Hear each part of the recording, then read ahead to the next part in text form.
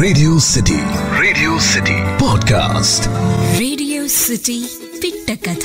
Hello people, నేను మీ యోగితాని. నిజం ఎప్పుడూ దాగదు కదా. అబద్ధం చెప్పినా ఎప్పటికైనా నిజం బయటకొచ్చే తీరుతుంది. దీనికి సంబంధించి ఒక చిన్న పిట్ట కథ మీకోసం. అనగనగా ఒక ఊరిలో ఒక డబ్బున్న వ్యక్తి ఉన్నారంట. ఆయన ఇంట్లో దొంగతనం జరిగింది. దొంగతనం ఎవరు చేశారు? ఇంట్లో పని వాళ్లే చేశారు అని సందేహించి ఆ ఊరిలో ఉన్న రాజుగారి దగ్గరికి వెళ్లారు. ఇలా నా ఇంట్లో దొంగతనం జరిగింది, దీనికి ఎవరు బాధ్యులో తెలియాలి అని అంటే ఆయన ఆస్థానంలో ఉన్న ఒక మంత్రిని పంపించారు.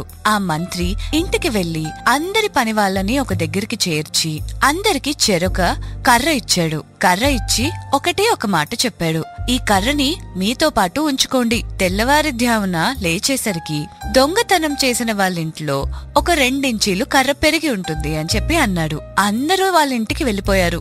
మరుసటి రోజు మళ్లీ ఆ కర్రల్ని తీసుకురమ్మన్నాడు ఆ మంత్రి. తెచ్చేసరికి ఒక ఆయన కర్ర మాత్రం 2 ఇంచీలు తగ్గున్నది. అప్పుడు అసలు దొంగెవరో తెలిసిపోయారు. అర్థమైంది కదా, నిజం ఎప్పుడూ నిప్పు లాంటిది. దాన్ని బయటికి చెప్పేస్తేనే చల్లారిపోతుంది, లేదా నిప్పు ఎప్పుడు భగ్గుమని ఏదో ఒక నాడు పేలిపోతుందో తెలీదు. అందుకేనే నిజం ఎప్పుడు దాగదు, బయటికొచ్చే తీరుతుంది. Radio city podcast.